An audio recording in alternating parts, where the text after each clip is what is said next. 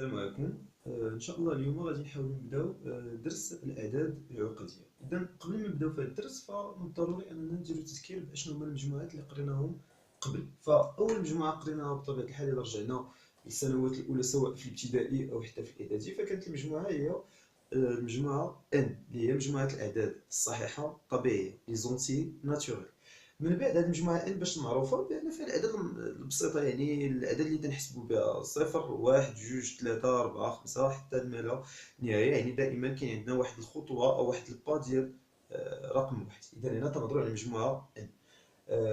من بعد هضرنا على المجموعة زد. المجموعة زد اللي هي مجموعة الأعداد الصحيحة النسبية، يعني احتاجنا أننا نضيفوا أعداد سالبة. يعني المجموعة زد تضم المجموعة ان وزدنا عليها أعداد اللي هي سالبة، مثلا ناقص واحد ناقص جوج ناقص ثلاثة. وهذه كاينة حتى في المعاملات، فمثلا نعتبروا بأن شخص مدين أو مدان، فإذا كان هو اللي تيتسال راه زائد، إذا كان تيتسالوه الفلوس فعنده ناقص بطبيعة الحال. إذا تنهضروا على هذا المثال اللي هضرنا على مجموعة الأعداد الصحيحة النسبية. من بعد هضرنا على المجموعة ديال الأعداد العشرية النسبية اللي هي المجموعة دي. هذه المجموعة دي بطبيعة الحال اللي جديد فيها هو أن مثلا في أعداد بحال الشكل ديال 2.5 3.7 5 على 2 ولا 5 على 4. يعني مثلا ناخذ عدد ونقسموه تلقاو بأن العدد ديال الأرقام اللي مورا الفاصلة هو عدد اللي هو مضبوط، يعني مثلا 1.25 أو عدد بهذا الشكل. وبطبيعة الحال حتى هي فيها الأعداد الموجبة والأعداد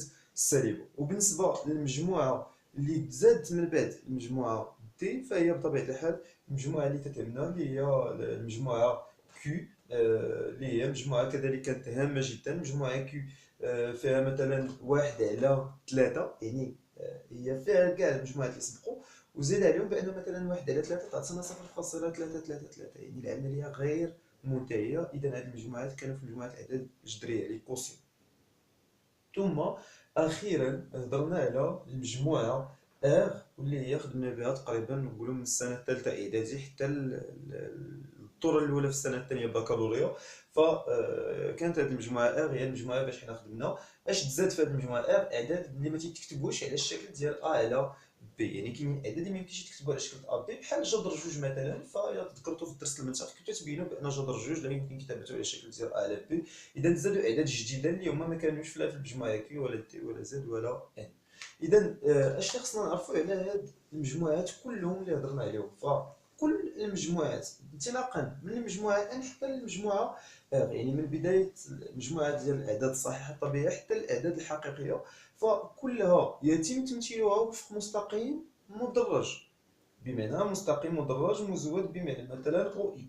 يعني كل عدد في هذه المجموعات سواء هضرنا على ان زد دي كيو ار كلها تتمثل فاش في مستقيم مدرج.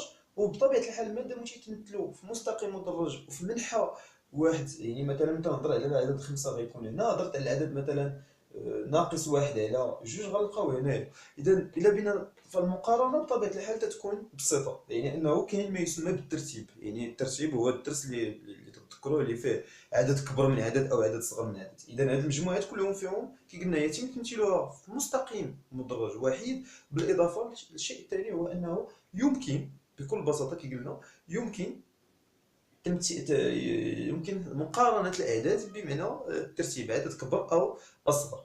إذا كذلك حاجة أخرى، جميع المربعات دائما هي مربعات موجبة أكبر من أو يساوي صفر. فهذا الدرس الجديد اللي حنا غنهضروا عليه فغادي نحيدوا هاد القواعد كاملين. يعني القواعد اللي شفنا بثلاثة غادي نحاولوا أننا نحيدوهم. أول قاعدة غتحيد هو أن المجموعة سي لي نومبر كومبلكس، يعني تنهضروا على سي يتم الرمز لها بالرمز سي اللي هي تتعني باللغة الفرنسية لي نومبر كومبلكس. دونك ملي تنهضروا على الاعداد العقديه فاول حاجه غتحيد كي قلنا هو ان ما تيتمش التمثيل ديالها في مستقيم واحد. اذا تيتم التمثيل ديالها، التمثيل ديال هذه الاعداد تيكون في معلم متعامد منضم. شنو هو المعنى ديال هذه الكلمه اللي حنا ديما تنستعملوها مهمه؟ غادي نحتاجوها من بعد في دروس اخرى غنهضروا عليها من بعد اون ديتاي، خصوصا في الدرس سواء خصوصا في التمثيل المبياني او في الهندسه الفضائيه. فانا غنهضروا على او اي جي. تنهضر على او اي جي، فالمسافه او اي تساوي المسافه او جي. يعني هذا هو المعنى ديال معلم، يعني كل المستقيمين المتقاطعين تيكونوا معلم. متعامد يعني ان دوك المستقيمين راه متعامدين. ومنظم يعني ان المسافه او اي تتعني تتساوي المسافه او جي. هذا المعلم اللي تنهضروا عليه تيتسمى المعلم العقدي.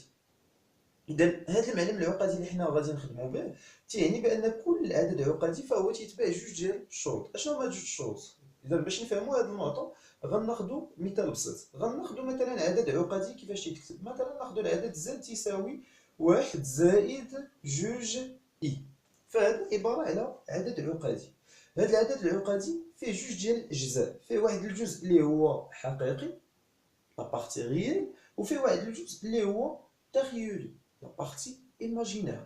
إذا الريال دو زد إيكال 1 و l'imaginaire دو زد إيكال 2. إذا هنا هضرنا على الجزء الحقيقي وهضرنا على الجزء التخيلي. من بين الأسئلة اللي هي بساط اللي تنبداو بها في الدروس ديالنا دائما هو مثلا حدد مثل العدد في المعلم المتعامد المنظم او في المعلم العقدي. اذا بكل بساطه، اذا باش نمثلوا هذا العدد اللي هو زد تساوي واحد زائد جوج، فببساطه غادي ناخذوا بحال بينا نمثلوا واحد النقطه. يعني هذا تيتسمى عدد عقدي، واللي من بعد تيتسمى لحق نقطه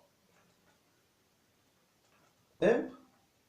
هاد ام الاحداثيات ديالها هما واحد جوج. و ام اش تسمى صورة العدد بالفرنسية بكل بساطة. ام هي اش ليماج دو زد، و زد هو اش لافيكس دو ام.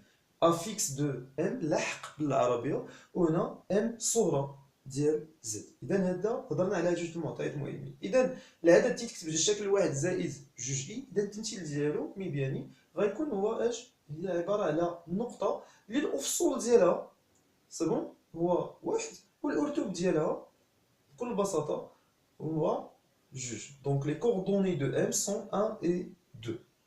إذا لابسيس غيكون هو واحد، لوردوني غيكون هو جوج، الأفصول واحد، الأرتوب جوج. بكل بساطة تنديرو نقاط متقطعة نقاط متقطعة. وهنا النقطة فاش غادي يتقاطعو بطبيعة الحال غتكون هي اش؟ هي النقطة ام ذات الأفصول واحد جوج. إذا بطبيعة الحال هنا اش نجيو تنقولو؟ بأن في الغالب تنكتبو هذه الكتابة، يعني أن ام غتكون بهذه الطريقة ام نقطة ام ذات لحق زد. سي بون؟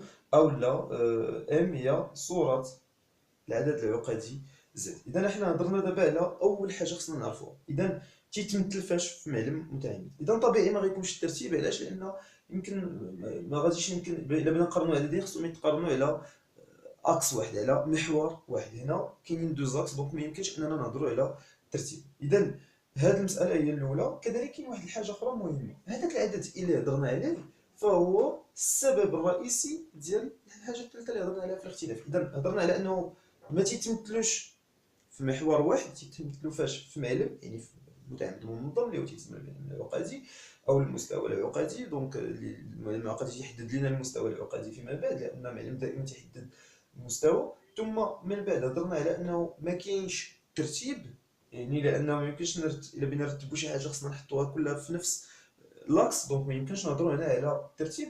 ثم الحاجه الثالثه منين جايه؟ ديال انه ممكن نلقاو اعداد سالبه. اذا هذوك الاعداد السالبه اللي يمكن نلقاوهم جايين من هذاك العدد اي. هذاك العدد اي اللي المربع ديالو تيتساوي ناقص واحد، وهو اللي تيحدد لنا جوج الاجزاء اللي كنا قبيله اللي هما الجزء الحقيقي والجزء التخيلي.